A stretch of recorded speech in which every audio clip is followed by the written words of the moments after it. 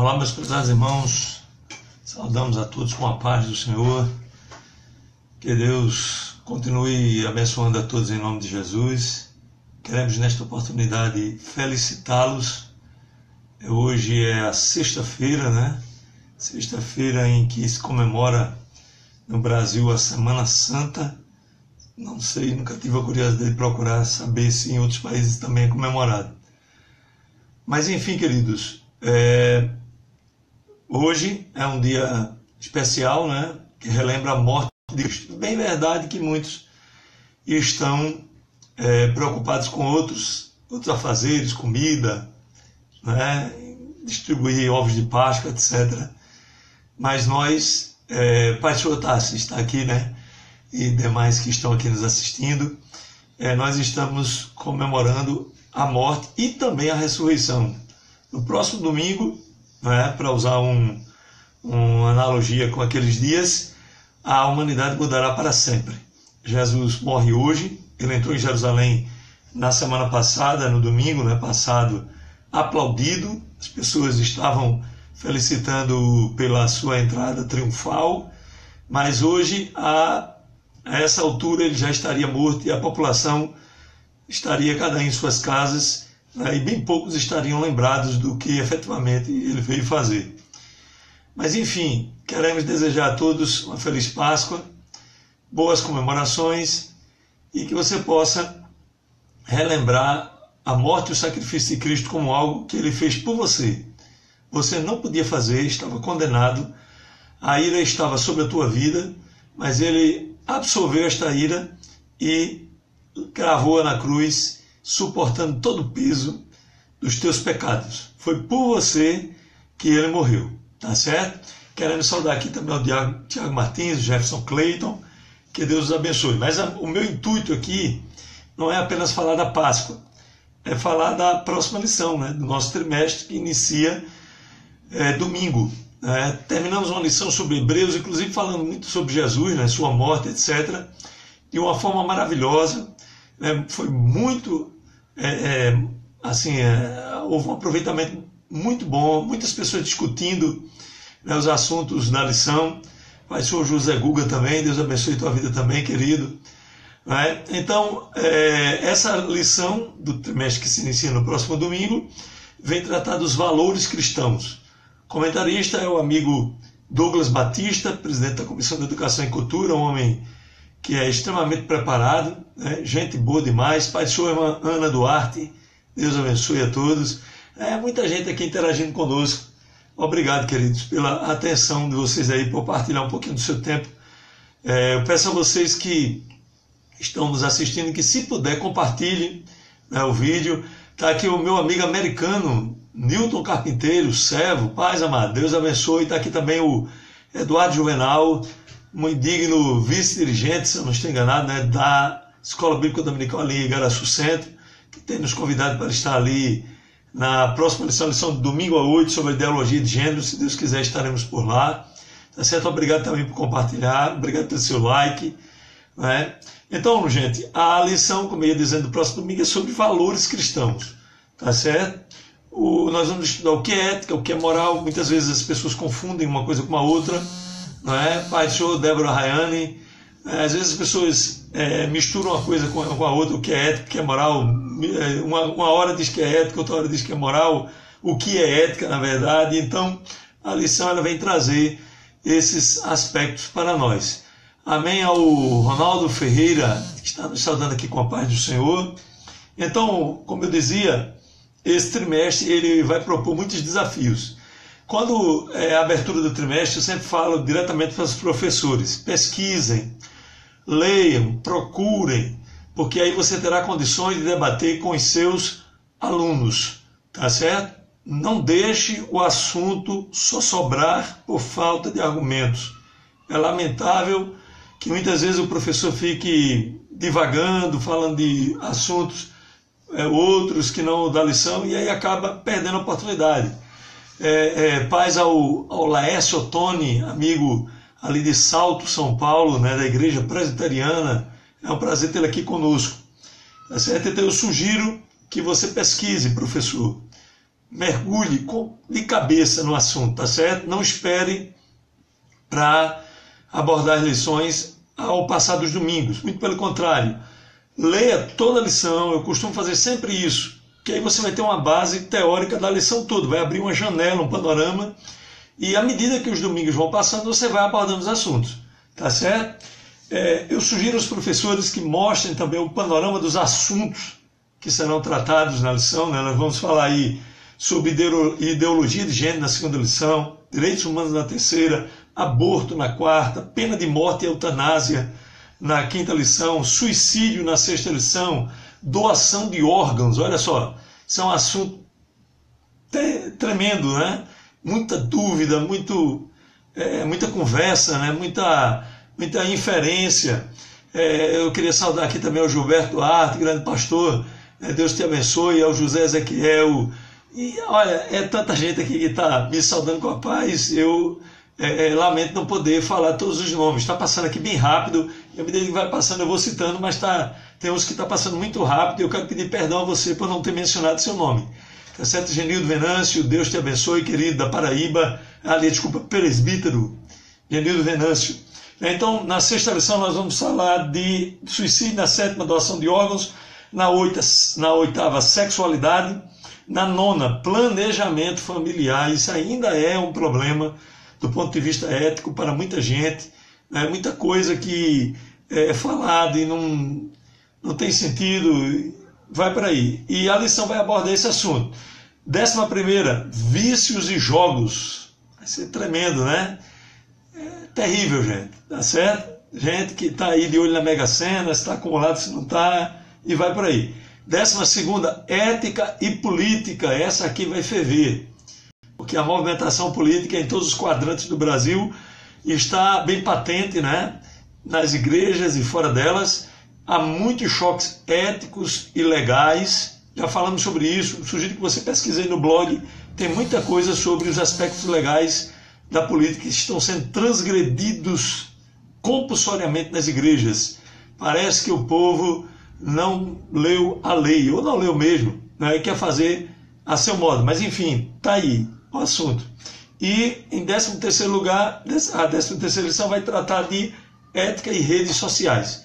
Também um assunto eletrizante, não é? Como conviver com fake news, desaforo na internet. Muita gente se traveste de justiceiro. Na igreja é uma coisa, nas redes sociais desbanca tudo.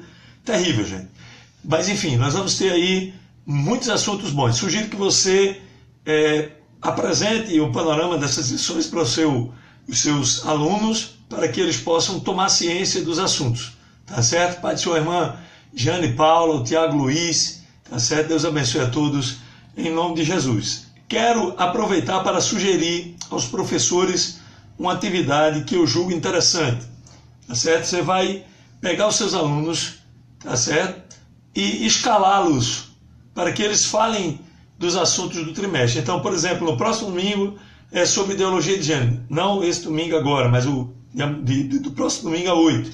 Então, sugira aos seus alunos, escolham dos seus alunos, ou um ou dois, e leve-os para que eles falem sobre esse assunto. E assim você vai despertar talentos, vai incentivar a leitura e a discussão em sala de aula. Obviamente, previna-os para que eles foquem no assunto. Vai falar sobre ideologia de gênero e vai atacar gênero, atacar A, B, opção sexual. Fica meio complicado. Pesquisa e traz especificamente aquele assunto. O que é ideologia de gênero? Muita gente está criticando esse assunto, não sabe nem o que é ideologia de gênero. Aí fica complicado para se fazer um debate racional. Pai do senhor Roberto Ramos, a irmã Nice Nunes, a todos aqui, né, José Jailson. Então, escolha um aluno para iniciar o debate. Tá certo? Você não inicia, o professor é uma dica importante. Eu fui professor e usava essas táticas. Tá certo? O aluno inicia, você vai fazer os contrapontos e organizar o assunto e trazer o assunto para o eixo. Tá certo? Se ele tirar do eixo, obviamente. Ok? Outra dica importante é fazer com que os seus alunos pesquisem nas redes sociais sobre os assuntos da lição. Tá certo? Pastor ao Dimas Francisco, presbítero e aluno por misericórdia. nosso ali na ETEADALP, Escola Teológica da Assembleia de Deus, que está com matrículas abertas aos sábados. Você não pode fazer o curso durante a semana por motivo de trabalho ou outros, você pode fazer os sábados. A matrícula está aberta, procura a secretaria da ETEADALP ali no Tempo Sede, em Abreu e Lima. Ok, gente? Então, veja só, pega os seus alunos e estimule-os a pesquisar os assuntos nas mídias, no dia a dia, tá certo? O Charles Adalberto está nos saudando com a paz do Senhor, está agora ali no estado de Natal. Deus te abençoe, querido, né? E ele está aqui nos lembrando para estimular os alunos para estar na Escola Bíblica Dominical. É um momento muito propício, ele destaca, dessa lição que virá nesse trimestre que se inicia no próximo domingo. Então, gente, peça para os seus alunos pesquisarem nas mídias sociais e imprimir o recorte da lição, né, a chamada de capa, a manchete, etc. e tal, de revistas como Veja, Isto É, Época, jornais. Aqui tem o Diário de Pernambuco, tem o Jornal do Comércio, ainda no seu estado tem o jornal da tua cidade, do teu estado, onde tem uma maior audiência. Mas, enfim, pesquise, tem a internet, ele pode printar a tela e trazer para discussão em sala de aula dentro daquele assunto, tá certo? E aí você vai ter a oportunidade de discutir assim, a amplitude do assunto. Você pode, inclusive, está aqui o Roberto Campista, Deus te abençoe, querido, é um prazer tê-lo aqui conosco. Você pode montar um mural com todas essas manchetes, colar ali e fazer uma sequência, né, de acordo com a lição. Vai ficar um pouco complicado porque eles vão trazer esses assuntos, essas manchetes na hora da aula, mas se você for um professor habilidoso, você vai montar ali sem muita dificuldade. E se você tiver dificuldade, não tem problema. Na lição do próximo domingo, você vai poder fazer essa atividade. Você vai treinando com o tempo e com o tempo você vai arrumando ali direitinho, contanto que você interaja. Eu quero salientar, gente, que se aprende com interação. O aluno ele precisa interagir com você, interagir com os demais alunos, interagir com o assunto. À medida que você pega esses assuntos, traz para a sala de aula, faz com que eles pesquisem, né? Incentiva-os a pesquisar. Leva lá uma caixa de chocolate de R$7. Quem trouxer uma manchete ganha um chocolate, né? Então, quem trouxer uma manchete, fica aqueles que gostam de participar. A gente gosta de competição, o ser humano adora esse tipo de coisa. Então ele vai se sentir incentivado a pesquisar para os seus alunos. Se você tem um grupo de WhatsApp, né, você é professor de uma faixa etária que permite, mais adequada, um grupo de WhatsApp, manda lá a pesquisa, lembra os teus alunos para pesquisar entre hoje e amanhã, tem tempo ainda. E aí quem levar essa pesquisa para a sala de aula vai ganhar um chocolate, uma caixa de chocolate. Aí fica meio complicado. Você leva uma caixa, tem ali uns 20, 25 chocolates, e você distribui com os seus alunos. E aí quem trouxer a manchete ganha um chocolate. Você pega a manchete, cola no mural e monta uma narrativa em cima daquelas manchetes. Tá certo? Os assuntos são maravilhosos. Tá certo? O próximo domingo mesmo não tem um assunto assim específico, é sobre ética cristã, mas você pode direcionar os seus alunos para abordar esse assunto especificamente, ética cristã ou ética mesmo. Pesquise o que é ética, pesquise o que é moral. E aí você junta todo esse apanhado dos seus alunos e monta um conceito que é ética, em seguida o que é ética cristã. Tá certo? Eu tenho certeza que os seus alunos vão participar, você vai ter uma aula dinâmica, participativa e que vai ser uma bênção para a honra e glória do nome de Jesus. Ok? Essa é a minha dica, eu deixo aqui para você, tá certo? Hoje nós temos a oportunidade de pesquisar na internet, imprimir e formatar essa imagem de várias formas, ou traz lá no papelzinho, monta uma foto no celular, enfim, quem trouxer alguma coisa sobre o assunto, você vai usar isso que foi trazido à sala e vai montar lá o teu mural e vai socializar, vai ser uma bênção. O teu aluno vai participar, isso eu posso garantir a você que todo aluno vai gostar disso, tá certo? Então, a lição propriamente desse domingo fala sobre o que é ética cristã. E aí eu montei aqui, eu trouxe para você, está no nosso blog, mas vamos deixar o endereço aí nos comentários mais adiante, o endereço para que você veja o nosso subsídio no nosso blog. Não vai agora porque a gente está dialogando aqui, tá certo? Nesse subsídio nós trouxemos vários materiais, tá certo? Para não deixar a tua aula sem conteúdo. Se você não tinha pesquisado nada, pelo menos isso vai ajudar em alguma coisa. Posso garantir isso para você. Tá certo? Então, em primeiro lugar, né, os objetivos da lição. Primeiro, conceituar ética cristã. O professor deve ter o cuidado de dividir o que de separar, né, distinguir o que é ética e o que é moral. Tá certo? Eu trouxe um quadro aqui, a lição trouxe um quadro um pouco resumido, nós trouxemos um quadro mais expandido. Né? A diferença entre ética e moral. Está aí no subsídio que está no nosso blog, nós não vamos falar detalhadamente para que você tenha a oportunidade de acessar. Mas veja só, em tese, em linhas gerais, ética é conjunto, moral é indivíduo. Tá certo? Então presta atenção nessa distinção importante. Ética são os preceitos corretos, aquilo que é correto, né, para se viver. E moral é a nossa reação aos preceitos. De que forma os encaramos? Levamos a sério? Colocamos em prática? Então, isso é moral. Tá certo? É uma distinção que parece sutil, mas quando você se aprofunda um pouquinho e começa a pesquisar, você vai ver que existe realmente uma distinção e você vai poder trazer essa distinção para os seus alunos. Tá certo? Que rapidinho. Ética é princípio, moral é conduta específica. Ética é permanente, moral é temporal. Ética é universal, moral é cultural. Ética é regra, moral é conduta da regra. Ética é teoria, moral é prática. Ética é reflexão, moral é ação. Ética trata do bem e do mal e moral trata do certo e do errado. Tá certo? Vamos trazer aqui também, esse quadro não é meu, está aqui referenciado a fonte, eu sempre tenho esse cuidado. Isso também é ética. Tem gente que pega no Facebook um pensamento alheio, publica lá como se fosse seu. Tem gente que copia um blog, um artigo e publica como se fosse seu. Eu já vi coisas absurdas. Gente copiar parágrafos inteiros e colar lá no seu artigo sem dar o devido crédito. Mas enfim, o professor Mário Sérgio Cortella publicou esse apanhado. Nós trouxemos, está aí no blog, para que você possa printar e levar lá para os seus alunos, ou quem sabe se você tiver um tablet ou um computador, um notebook, né, você abre lá e mostra para os seus alunos. Tá certo? Então, há essa distinção entre ética e moral. Veja só como é que são as coisas. A gente vai lendo, pesquisando e aprendendo. Até hoje, eu tinha uma professora excelente de ética no curso de administração, e ela falava muito em atitudes aéticas. E eu não conseguia fazer uma distinção. Eu pensava que aético é aquela coisa que é contrária à ética. Mas, na verdade, aético é a ausência de ética. Né? Veja que coisa interessante. Eu aprendi essa distinção. A ética, a ausência de ética. O que é contrário à ética, então? É o que é antiético. Né? Então, a gente vai pesquisando e aprendendo. Não tenho vergonha de dizer aqui para você que aprendi essa distinção pesquisando aqui para trazer esse subsídio de forma alguma.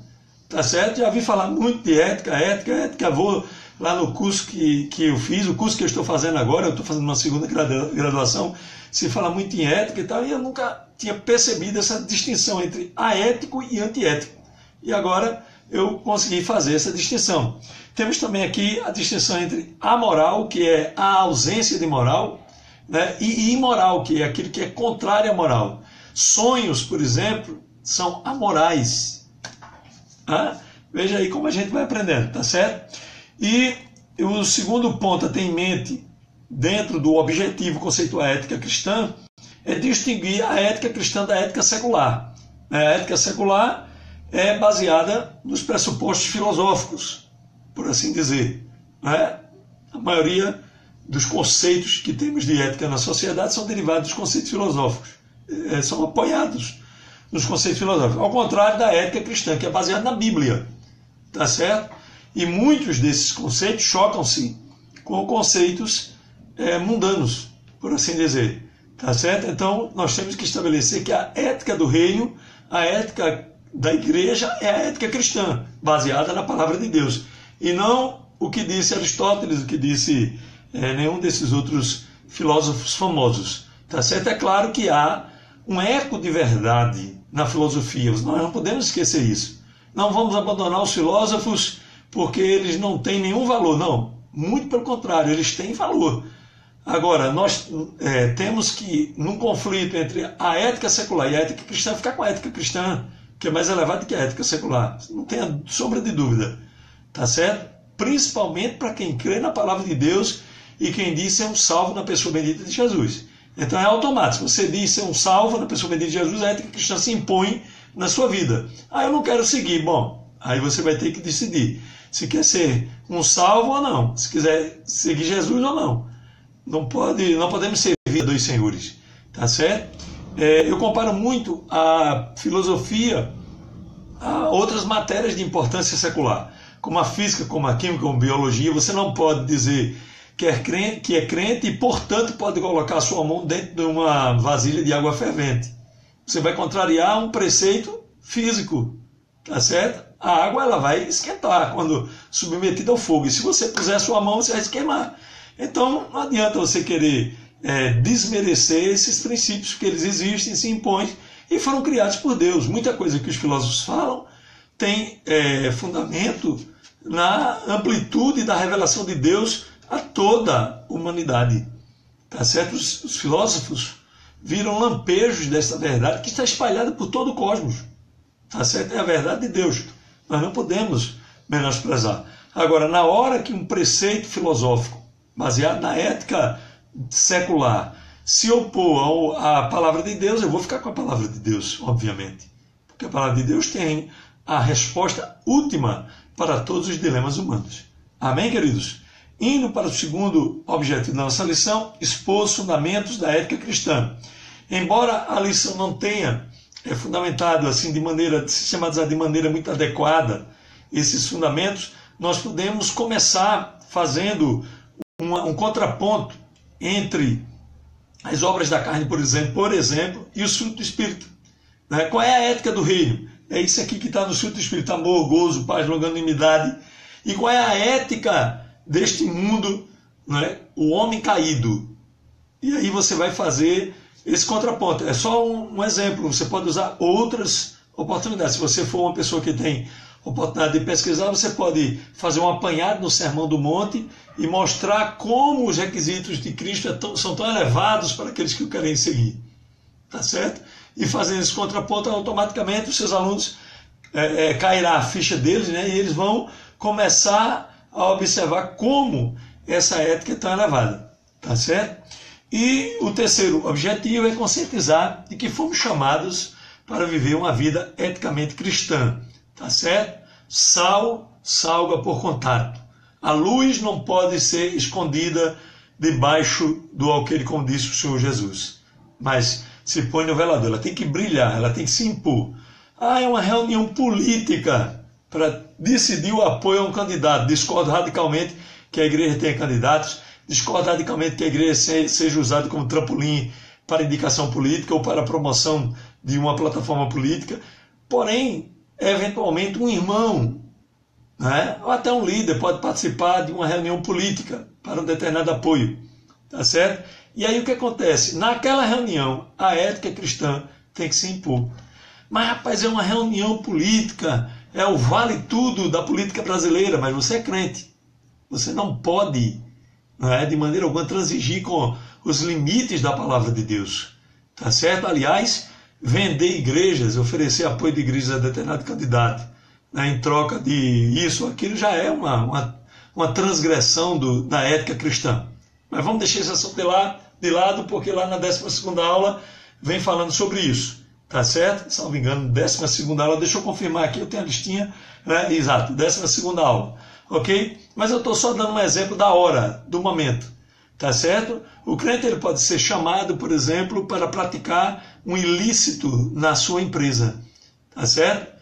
Conheço o caso de um irmão que era gerente de uma determinada empresa e a prática naquela empresa era simplesmente o seguinte: comprou um carro novo, faz o seguro. 2 anos depois, esse carro já está bastante usado, um carro utilitário que é usado para transporte dentro da empresa, etc. e tal.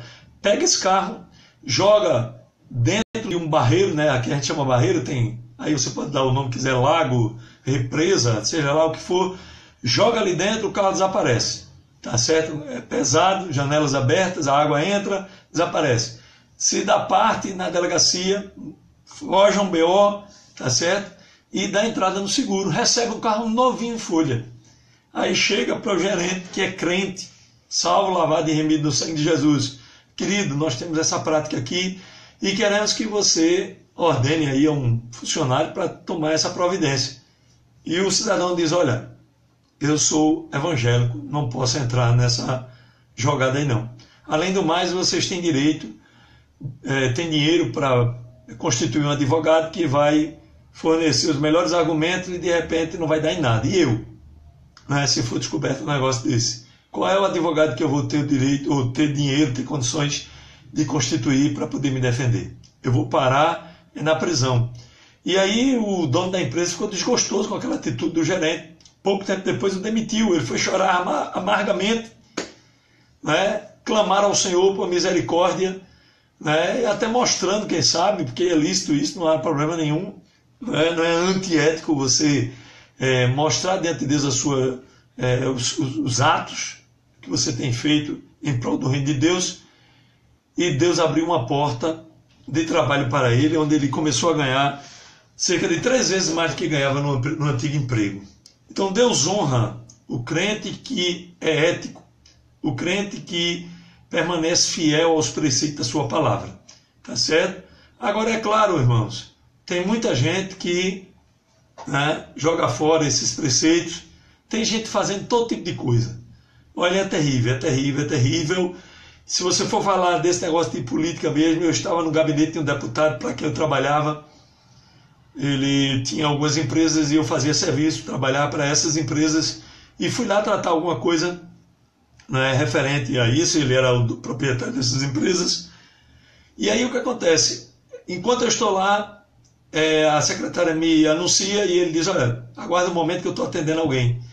E quando daqui a pouco sai um cidadão, né, bem vestido, etc. e tal, passou por mim, eu não o conheço, não conhecia, e ele passou. Quando eu entro, aí o cidadão, o então deputado, sabe o que esse cidadão veio fazer aqui?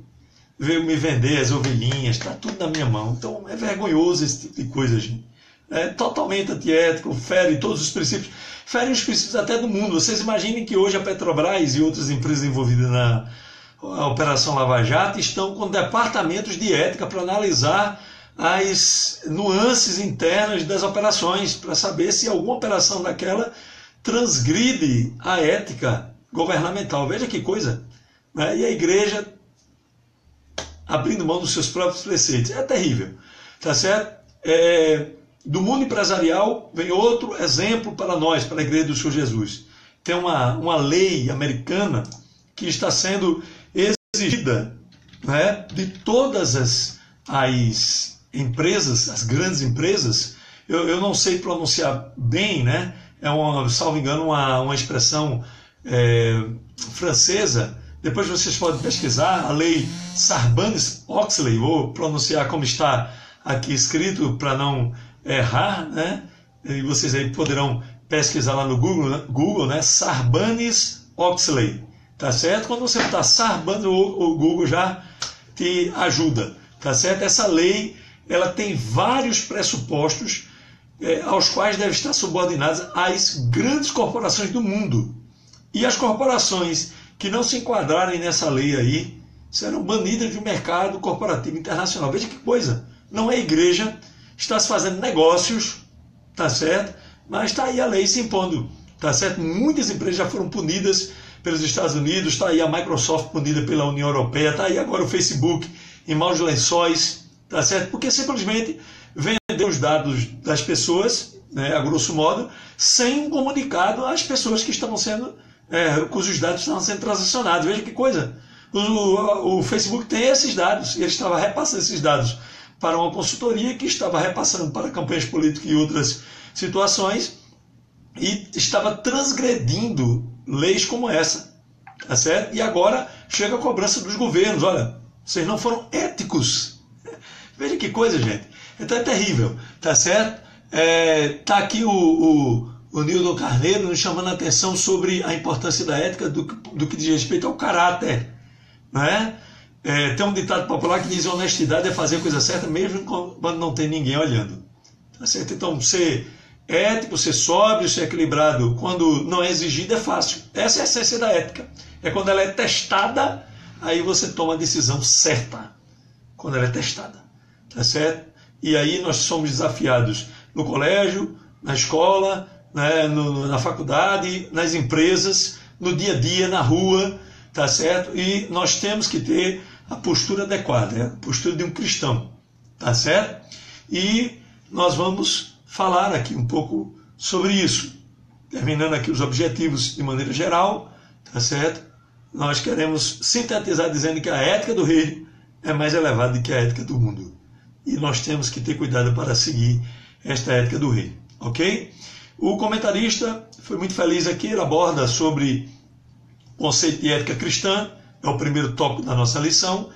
A minha irmã Miriam Oliveira, e vem falando sobre a distinção entre ética e moral. Nós já focamos isso aí na introdução, tá certo? E vamos adiante. A ética cristã enfatiza a postura, né, do cristão frente aos desafios da vida. Nós fomos chamados para viver de modo digno, não apenas para os de dentro, mas também para os de fora. Nós falamos aqui, né, várias referências sobre isso, né? Nós estamos muitas vezes pulando essa referência para poupar tempo.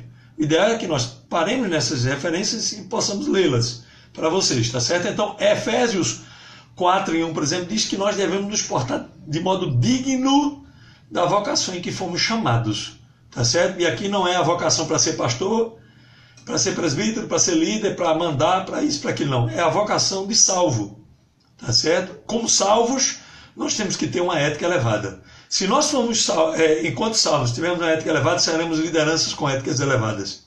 Aquela pessoa que você vê transigir da ética hoje como líder, era um mau salvo. Era uma pessoa que não dava exemplo, era uma pessoa que não tinha ética, e agora ele é líder e continua fazendo as mesmas coisas erradas. Tá certo? Queremos saudar o Anderson Ribeiro, o irmão Carlos Ribeiro, Deus abençoe a todos. Tá certo? O Eduardo está aqui enfatizando a distinção entre materialismo, relativismo, pós-modernismo, hedonismo, que é uma palavra difícil, diferente, né? Hedonismo é a busca do prazer. Muitos crentes estão em busca do prazer, eles querem se sentir bem na igreja, eles não querem se sentir confrontados com os ditames éticos, e muitos até abandonam a sua igreja por causa disso. Tá certo? A irmã Maria Isabel também, nos saudando com a paixão, Eliel Ferreira, Deus abençoe. Tá certo? Então, veja só, nós temos 1 Coríntios 10:32 fala que nós devemos nos portar de modo tal que não possamos dar escândalo nem aos de dentro e nem aos de fora. E eu coloquei aqui um recurso interessante para você mostrar aos seus alunos o que é escândalo. O que é escândalo? É aquele eu vou te falar em nordestinês, o pauzinho, né, o suporte da armadilha. Eu coloquei aqui uma imagem para que você possa ver, né, no nosso blog, e muitas vezes a presa chega acompanhada de outras, e as outras estão distraídas, mas aquela presa dá bobeira e come, né, a comidinha que foi deixada na armadilha. E porque ela faz isso, acaba atacando todas as outras. Todo mundo que está ali debaixo daquela armadilha, de repente, é surpreendido e está preso. Então veja, por causa de exatamente a mesma abordagem de Cristo, né, por causa de uma pessoa vem o escândalo, e muitos não conseguem suportar aquele escândalo e acabam sucumbindo, né? Então nós temos que ter cuidado para que essa armadilha não nos surpreenda, esse suportezinho não caia e venha o escândalo, tanto para nós como para os demais. Então nós temos que nos portar de modo digno, de modo a que não dê escândalo nem aos de dentro e nem aos de fora, tá certo? Indo adiante, nós vamos pontuar aqui, nós não vamos pontuar exatamente o que está na lição, é um erro gravíssimo o professor ficar lendo a lição, ele tem que pontuar os assuntos que estão dentro da lição e citar o que está na lição quando for necessário. O problema é que muita gente pega a lição e vai lendo. Tá aqui, irmão, é assim, assim, assim. O seu aluno já leu, querido, querida. Teu aluno já leu, ele quer o resumo, ele quer o entendimento, ele quer ser confrontado com perguntas para socializar o conhecimento ali entre a classe. Tá certo? Se você está lendo a lição apenas, você mostra que está desconfiado dos seus alunos, né? Ou então não está preparado e está lendo para levantar algum assunto ali para poder falar para a tua classe. Infelizmente, essa é a realidade. Tá certo? Eu conheço essa realidade de muito tempo. convivi com muitos professores. Chegavam diante das classes para ler a lição, porque não tinha lido em casa, não tinha nada para falar de maneira tópica, aí fica difícil, tá certo? Então, observe que a ética cristã, ela é latente, né? Ela está lá. O crente, ele tem guardado no seu coração. A Bíblia diz que o homem bom tira boas coisas do seu bom tesouro, né? E está lá latente, ó, dentro do seu coração. Confrontado com a realidade, alguém te testou, ó, chegou a hora, tá certo? Eu trabalho com sistemas e aconteceu mais de uma vez de pessoas serem pegas, né, surrupiando dinheiro do caixa. Não está lá, recebe dinheiro e tira 10, tira 50, ninguém viu, tira 100, daqui a pouco caiu. Começou faltando, né? E eu aprendi nesses casos que você tira 10, aí ninguém percebe, aí você tira 20, ninguém percebe, vai crescendo até você ser descoberto. Mas enfim, teve um caso de uma pessoa evangélica que caiu. E agora está lá o gerente, que era escarnecedor dos evangélicos, se vira para aquela moça e diz assim: fulana, tu não podia ter orado? Deus ia abrir uma porta, porque ela alegou que estava tirando dinheiro porque o pai estava doente, porque estava cuidando de alguém da família. E aquela pessoa não evangélica disse: olha, se você tivesse orado, Deus tinha dado uma providência. Veja a chamada burra de Balaão, falando para um crente um negócio desse. É terrível, mas acontece. Então a ética, ela é latente, ela está lá no seu coração. Ela tem que ser posta em prática na hora que for necessário. Desafiar, uma vez desafiado, os seus princípios vão se revelar. E se você não tem princípios, querida, você vai sucumbir. Não tem jeito, porque a oferta vai ser tão adequada àquilo que é o âmago da sua alma, daquilo que você acredita. Vai ser tocado exatamente naquele interruptorzinho. Se é sexo, se é dinheiro, eu não sei, se é poder, eu não sei. O que é que seja. Existem inúmeras formas de você ser tocado e cair. E aí, se você não tiver princípio, não tiver base, não tiver estrutura, a sua raiz não estiver aprofundada, você vai ser um alvo e vai sucumbir. Alvo nós somos todos, né? Mas, se nós não tivermos estrutura, nós sucumbiremos. Então, é por isso que é tão importante a doutrina na igreja. Felizmente, muitos pastores focam em usos e costumes. É importante, tenho batido nessa tecla aqui várias vezes. Cuidado, gente. Tá certo? Nós temos o frasco e o perfume. O frasco sem o perfume não vale nada. O frasco é os usos e costumes, é o que está se revelando lá de fora. Mas o que é que está dentro? Às vezes o pastor, ele bate muito nessa tecla e até se sente bem. Ele chega lá e diz: estou doutrinando a minha igreja. Só uso e costume. Como a denominação é, como trata, tamanho de manga, tamanho de gola, tamanho de cabelo, isso, aquilo, penteado, não sei o que, não sei o que lá. E a estrutura. E a essência, como é que está? E aí os crentes se tornam crentes de redoma. Tirou eles daquela redoma de vidro, acabou-se. Quantos crentes, quantos jovens não têm caído no mundo por causa disso? São jovens acostumados com a cultura de redoma. Quando eles são confrontados lá na faculdade com uma teoria evolucionista, por exemplo, com o hedonismo, com os prazeres, com as tentações, aí, meu querido, não tem jeito. Eu já conheci pessoas que viveram uma vida casta durante toda a sua juventude. Aí casaram e caíram. Aí você pode pensar, como é que pode agora que o cidadão tinha tantos desejos sexuais e pode satisfazer com a sua própria esposa, cai? Mas essa é a realidade, porque ele não tinha estrutura, ele não tinha princípios, tá certo? E aí caiu, meu querido, sucumbiu, tá certo? Então nós temos que ter cuidado. A doutrina, ela traz a ortodoxia para a igreja, tá certo? É aquela gotícula, tá certo? Que é regada, aquela planta devagarzinho, e a raiz vai se aprofundando. Daqui a pouco vem a tempestade, a raiz está lá, segura. Tempestade curtinha, um ventozinho de 30 km por hora. Opa, o vento agora aumentou, é 60 km, dobrou de velocidade. E a planta está com a raiz fincada em Cristo, tá certo? Do contrário, é só queda, tá certo? Infelizmente, essa é a realidade. O amigo Tamar Júnior nos sauda aqui com uma boa tarde, querido. Deus continue te abençoando. Então, Indo adiante, nós temos que ter a ortodoxia para uma correta, ou para a ortopraxia, porque a própria palavra já significa correta prática. Ortodoxia, correta doutrina, que vai resultar numa ortopraxia, correta prática. A praxis cristã não consiste apenas de usos e costumes, mas o exercício correto da doutrina.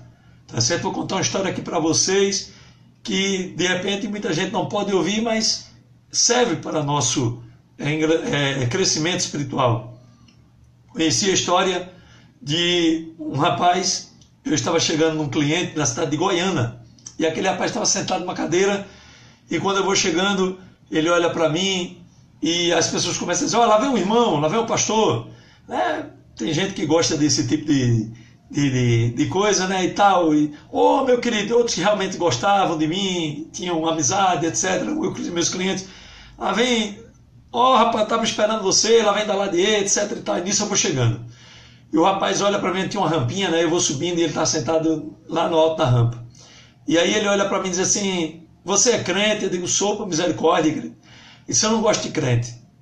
Eu sou o tipo daquela pessoa que não fecha a cara. Peguei uma outra cadeirinha e sentei logo do lado dele. Disse: mas rapaz, como é seu nome?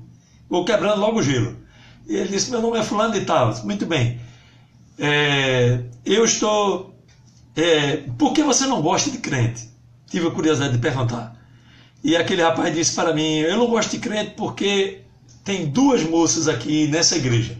É uma igreja de um determinado ministério assembleano, que eu não vou dizer qual é, claro. E ele disse: olha, elas saem com um amigo que eu tenho. Pense em duas moças terríveis, né? Vou nem dizer para vocês. Fazem, né? Pintam e bordam, como se diz aqui no Nordeste. Agora, quando eu olho para as pernas delas, estão por depilar. Olho para o tamanho da saia, desce do joelho. Então é esse o problema. Não estou dizendo, presta atenção no que eu estou falando para não dizer o que eu não disse. Que essas coisas não têm um valor. Usos e costumes têm valor dentro da igreja do Senhor Jesus. A minha questão com vocês aqui hoje, meu debate sobre ética e moral, né, que é o assunto da nossa lição, os valores cristãos, é que se elas faziam isso e descuidavam do outro, não tinha valor nenhum, gente. Tá certo? Era muito melhor, veja a colocação que eu vou fazer, não é uma colocação misógina, que elas depilassem e tivessem uma saia um pouquinho mais curta e zelassem pelos preceitos da palavra de Deus. Tá certo? Essa é a realidade. Eu conheço gente, tá certo, que anda de roupa social, crente, líder, roupa social, e fazendo todo tipo de tramanho que vocês não são capazes nem de imaginar. Comprando material roubado, vendendo material roubado, tá certo? Batendo na esposa em casa, espancando os filhos, deixam eles quase a ponto de serem socorridos para uma UPA da vida. Então, de que adianta tudo isso? Tá certo? Comprando e não pagando. E uma série de coisas, gente, de deslizes éticos, dos mais lamentáveis possíveis, tá certo? Que chegam ao meu conhecimento. Muita gente até me manda aqui pelo WhatsApp, me manda pelo Face, como se eu fosse o cardinor da igreja, mas essa não é a realidade. Não tenho publicado porque não há como provar e eu não vou estar me metendo nessas coisas. Mas chegam os relatos, coisas absurdas, tá certo?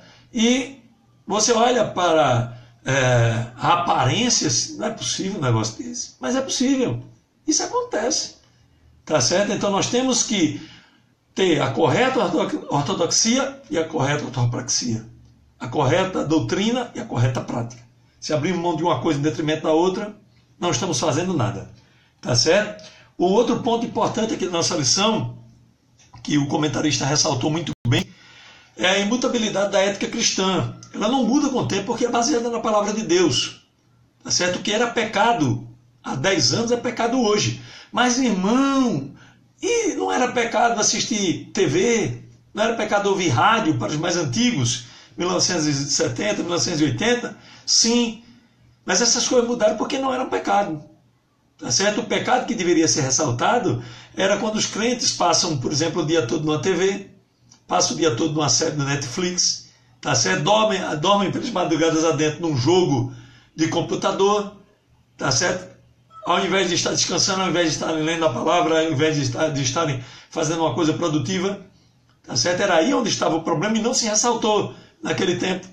E aí a história foi seguindo o seu curso e hoje os crentes estão aí liberados, né? Houve uma proibição até em convenção, da Convenção Geral da Assembleia de Deus, mas não houve a liberação e os crentes se liberaram por conta própria, tá certo? Porque não era pecado.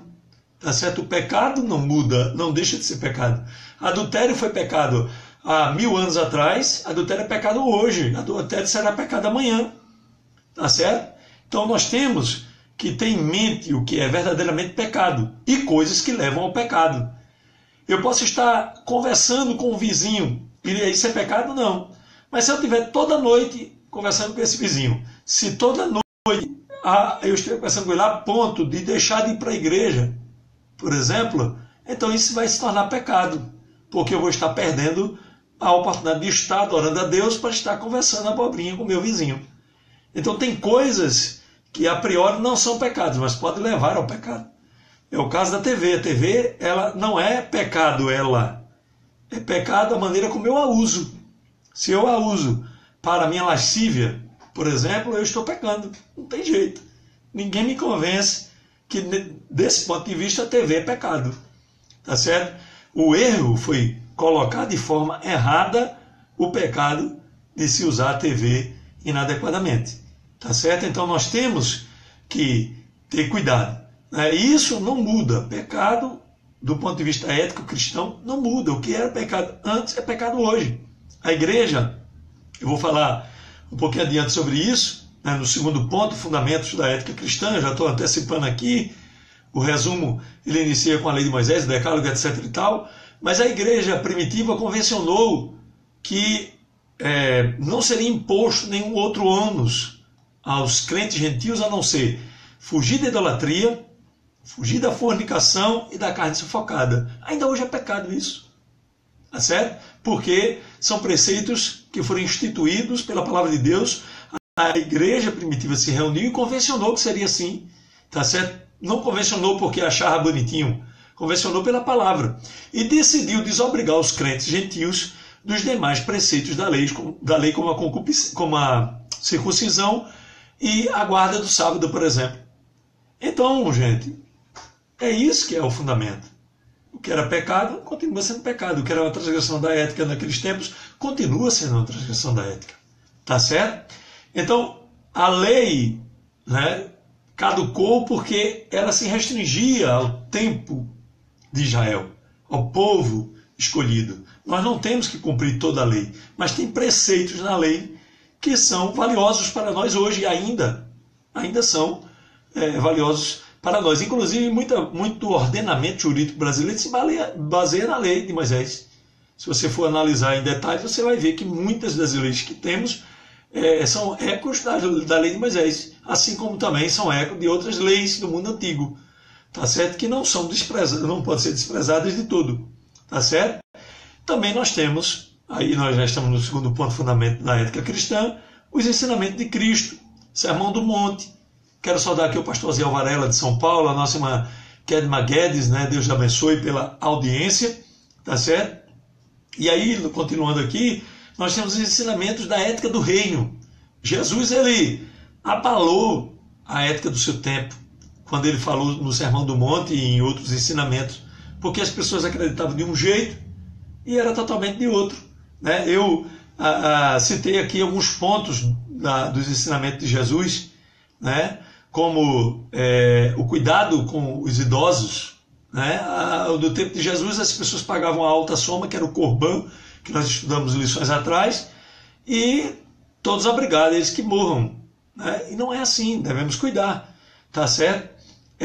Jesus também, em Marcos 8,34, mandou renunciar o mundo, a coisa mais dura para uma pessoa, né? Está ali o desejo, está ali a oferta, e ele renuncia para agradar a Deus, né? Hebreus capítulo 3, versículo, aqui não é propriamente um ensinamento de Cristo, mas é uma carta posterior à carta geral, né? Uma epístola geral, que fala o seguinte, em Hebreus 13,4, cuidado com o leito com mácula.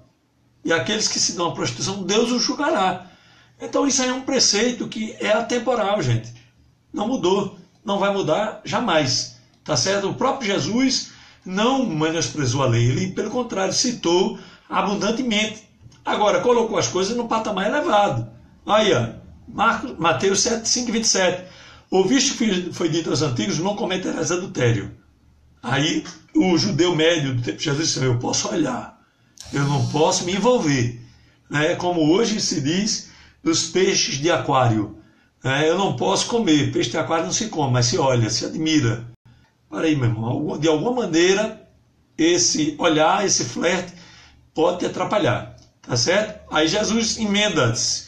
Eu, porém, vos digo que qualquer que atentar numa mulher para cobiçar, atentar já em seu coração, cometeu adultério com ela. Do mesmo modo, a própria mulher, se ela põe escândalo diante daqueles que a observam, ela está servindo de tropeço para alguém e está pecando e levando alguém a pecar também.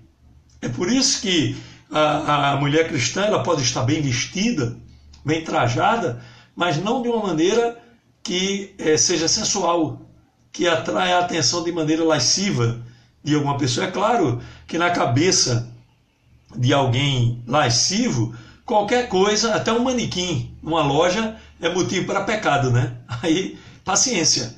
Mas se ela está isenta de ter trazido pecado para quem olha, tudo bem. Quem olhar, que olhe.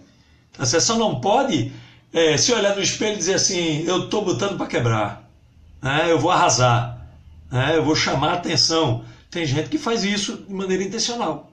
Tá certo? Então devemos ter muito cuidado. E quero finalizar esse tópico aqui abordando uma questão muito importante. A Bíblia ela fala de tudo que é ético na nossa vida, todos os detalhes? Não. Imagine a maçaroca, como se diz aqui no Nordeste, de páginas que seria a Bíblia. A Bíblia já é um livro grosso, pesado, né, denso, sem falar de tudo que diz respeito à vida humana. Imagine se falasse. O que a Bíblia tem são princípios, que vão nortear a nossa vida, tá certo? Agora, a Bíblia fala daquilo que é necessário. A Bíblia não fala, por exemplo, de maconha, cocaína e cachaça, mas fala que aquele que destruir o corpo de Deus, Deus o destruirá. O corpo, o nosso corpo, o corpo humano, Deus o destruirá. Então, se eu uso drogas a ponto de me jogar nas sarjetas, cachorro lamber a minha boca, coisa terrível, eu ficar lá como um lixo humano, então, se eu uso intencionalmente o meu corpo dessa forma, Deus me destruirá. Tá certo? Não tem escapatória. E é um preceito, está lá, na palavra de Deus. Não importa se a droga que eu uso é cocaína, se é LSD, se é crack, o que seja. Se de alguma forma eu destruir o meu corpo, Deus me destruirá. Tá certo? Essa, inclusive, é uma das razões pelas quais a igreja não concorda com o fumo. Bem antes da ciência se impor, a igreja percebeu que o fumo fazia mal às pessoas. Tá certo? Não fala a Bíblia sobre sexo virtual, mas diz que nós não devemos colocar, Salmo 101, versículo 3, coisas mais diante dos nossos olhos. Então veja só, a Bíblia não fala diretamente assim, olha, não, cuidado com o sexo virtual. Mas fala, tem princípios na Bíblia que se aplicam ao sexo virtual.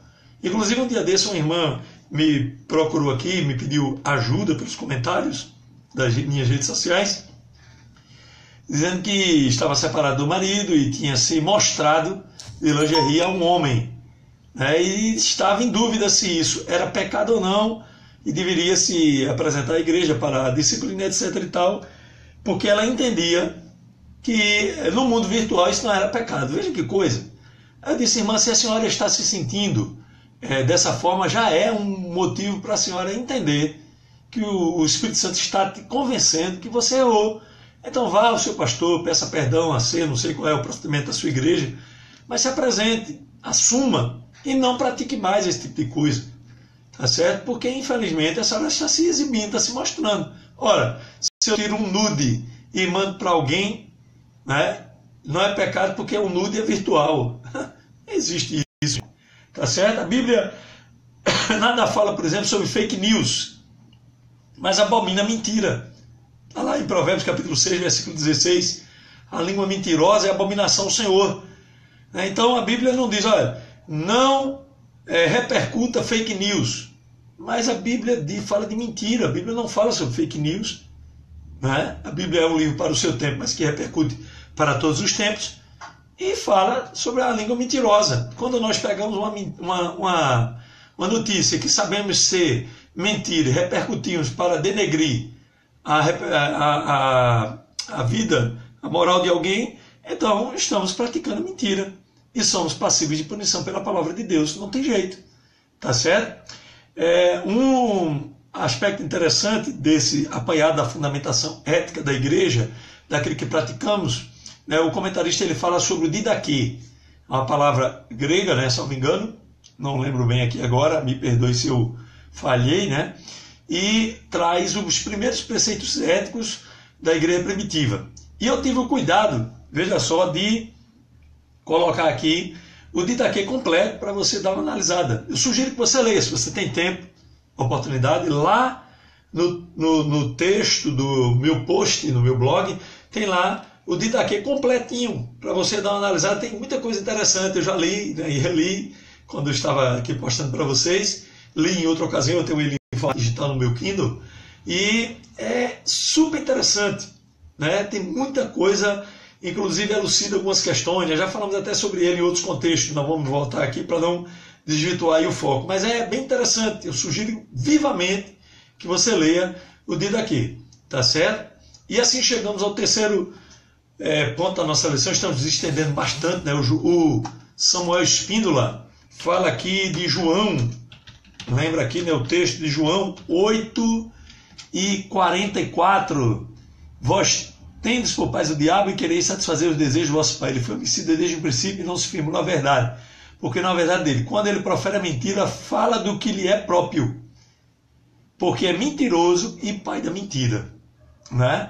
Então esse versículo ele é fundamental para a gente entender o modo de vida do mundo e ter cuidado para não estar mentindo. Tem crente que se especializa em mentir, tá certo? Até lideranças, até preletores, até pregadores de grandes congressos.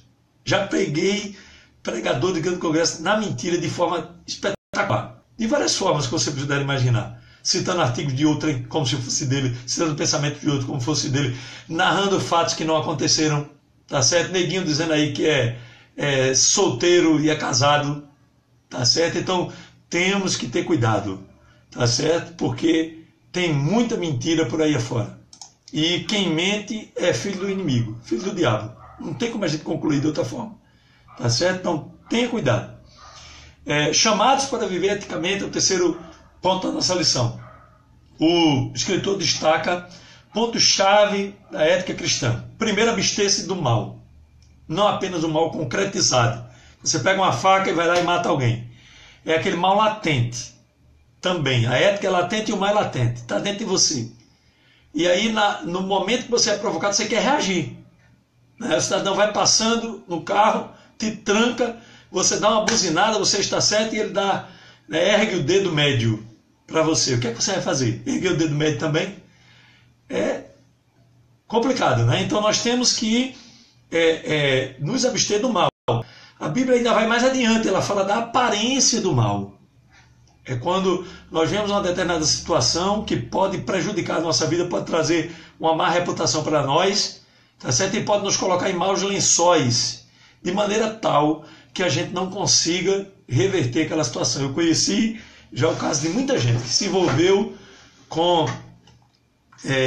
difamação, gente que iniciou, aqui no Nordeste se diz fuxico, e aquela pessoa não teve como sair, porque tinha um comportamento que dava a entender que aquela história era verdade. Então surgiu, foi colocado na rua, e a pessoa não teve como reparar aquele problema. Quer ver uma coisa? Um cidadão, amigo meu, conheço muito bem, e acredito até que não houve esse problema, mas gostava muito de conversar com a mulher alheia. Adorava, conversava horas, terminava o culto e ele ficava lá conversando com a mulher dos outros. Nada contra conversar com a irmã, né, gentilmente apertar a mão, na presença do marido conversar, etc. Esse tipo de coisa. Surgiu uma história que ele tinha adulterado com essa irmã. Pronto. Agora, para ele e essa irmã desfazerem aquele mal-entendido, ou aquela conversa, aquele fuxico, como se diz aqui no Nordeste, haja tempo, irmãos. Por quê? Porque não fugiu da aparência do mal. Então nós temos que ter cuidado. Tá certo? Eu fui trabalhar numa determinada congregação e alguns irmãos ficaram meio chateados comigo, algumas irmãs. Porque eu disse logo, quando eu cheguei, disse, irmã, eu não carrego esposa de ninguém no meu carro. Se eu tiver com minha esposa, eu lhe levo.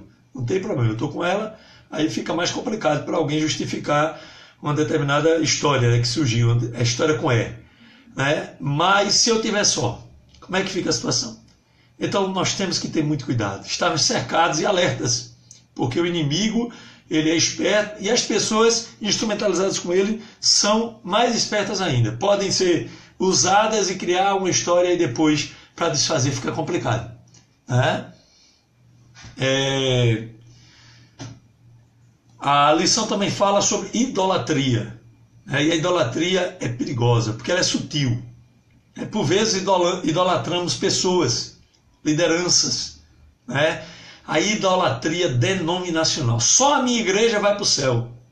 Né? A minha é azul, é verde, é amarela, é vermelha, é branca, é preta, é não sei o quê. Olha, o meu pastor é isso, o meu pastor é aquilo, a minha igreja é assim, é desse jeito.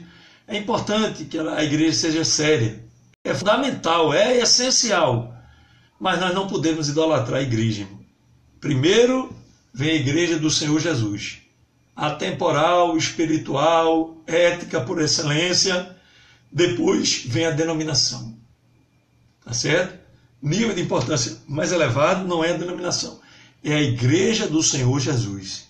Tá certo? E mesmo assim, nós não podemos idolatrar a igreja do Senhor Jesus. Corremos esse risco.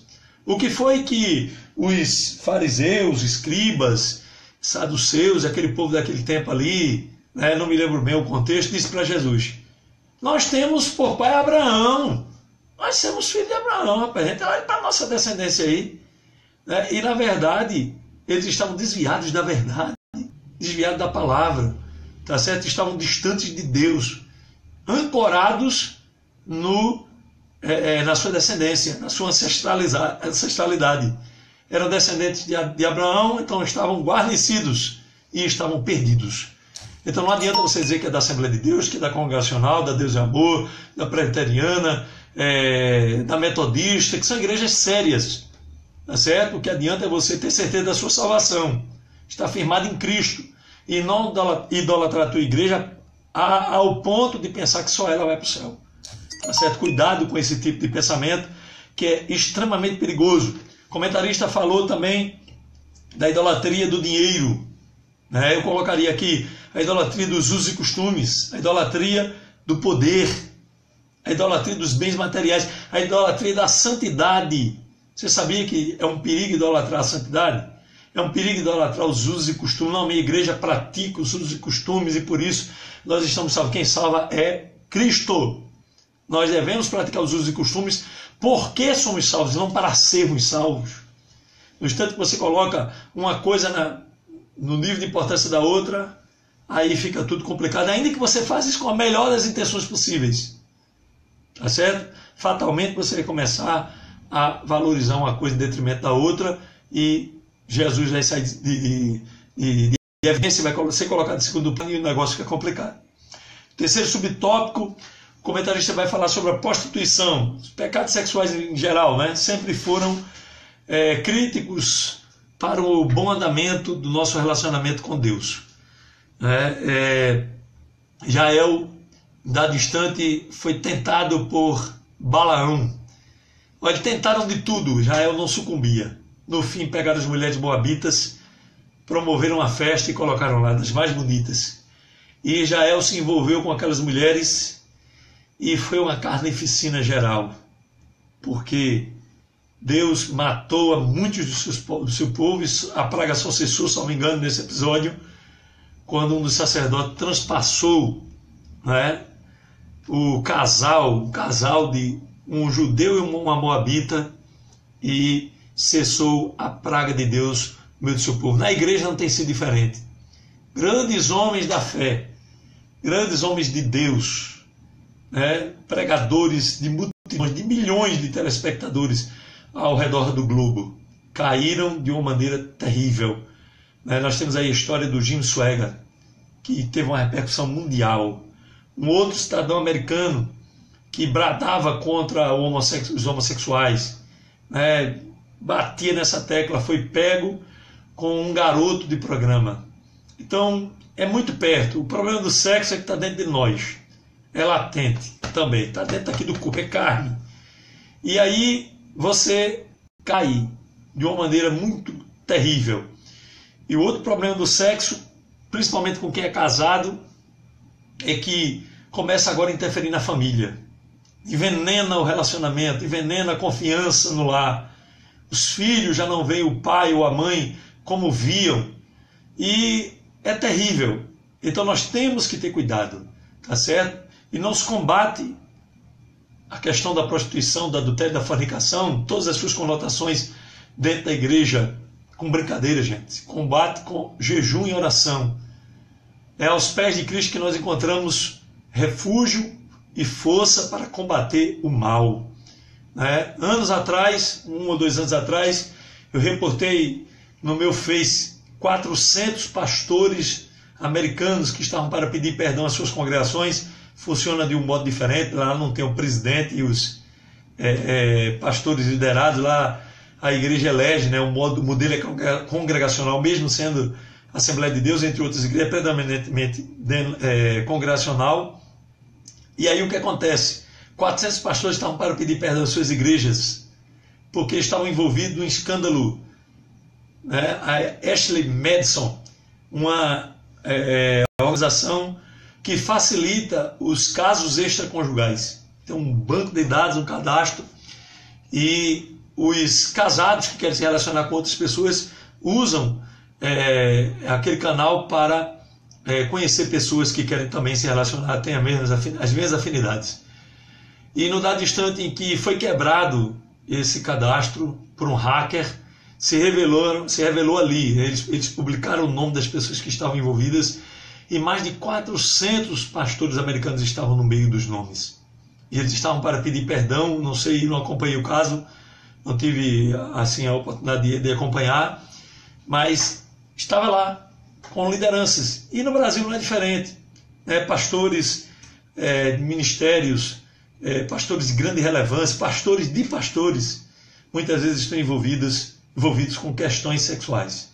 E nós temos que ter cuidado. Quantos não estão envolvidos com a pornografia virtual? Deus sabe. Por misericórdia não vem a lume, mas se viesse fatalmente, muitos seriam denunciados e expostos.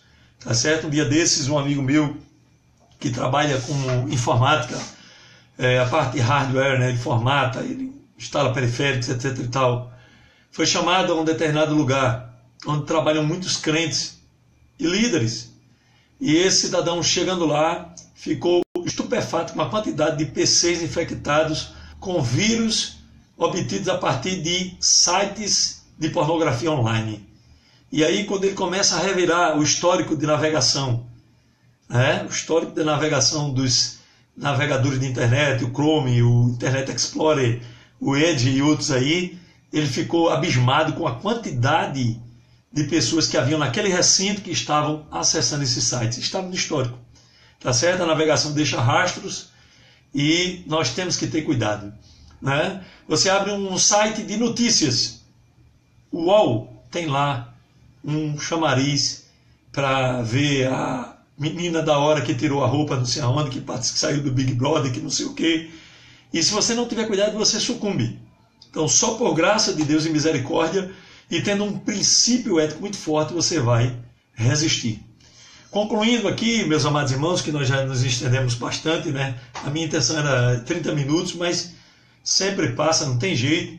Temos uma questão importante para fechar a lição. Um salvo, crente na pessoa bendita de Jesus, pode ter seus valores distorcidos a ponto de praticar o mal como se fosse o bem? Sim. A Bíblia fala em 1 Timóteo capítulo 4, versículo 2, sobre a consciência cauterizada.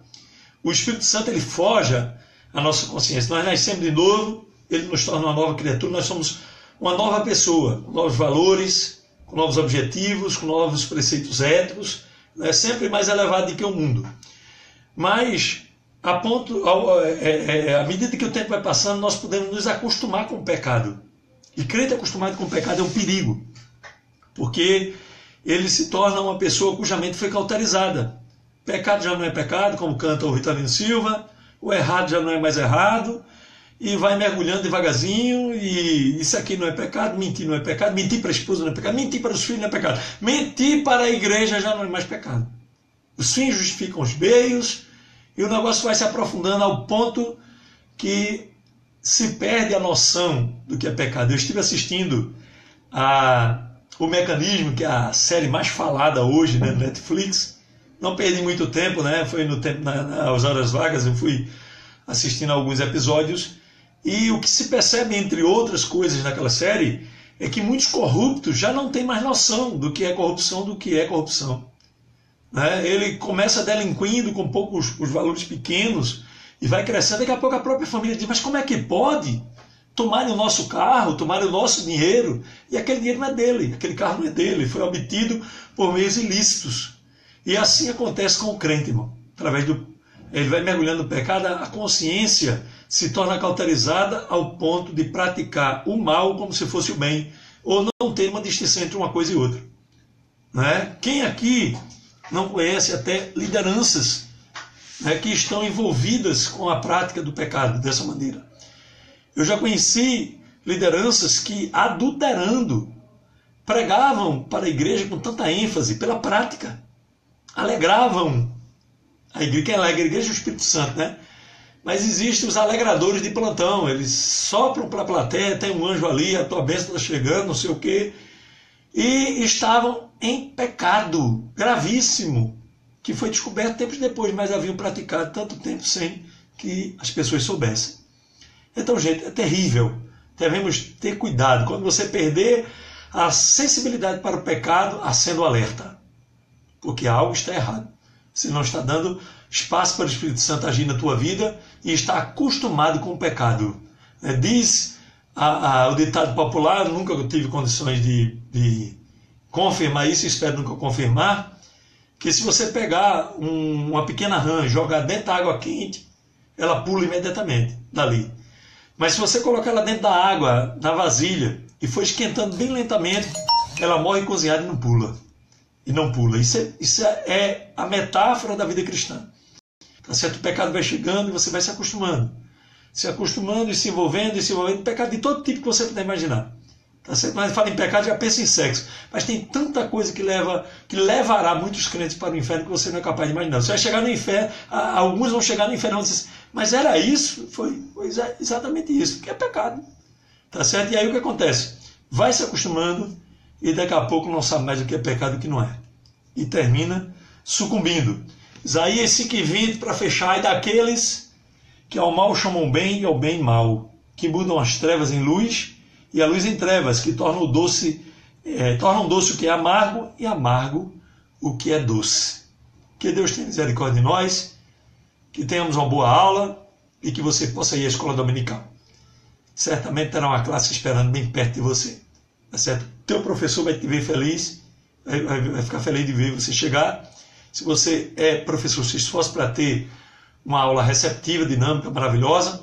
Lá no início do vídeo estão algumas dicas. Nós vamos publicar esse vídeo e estaremos replicando no YouTube e no nosso blog. Tá bom? Que Deus em Cristo te abençoe em nome de Jesus.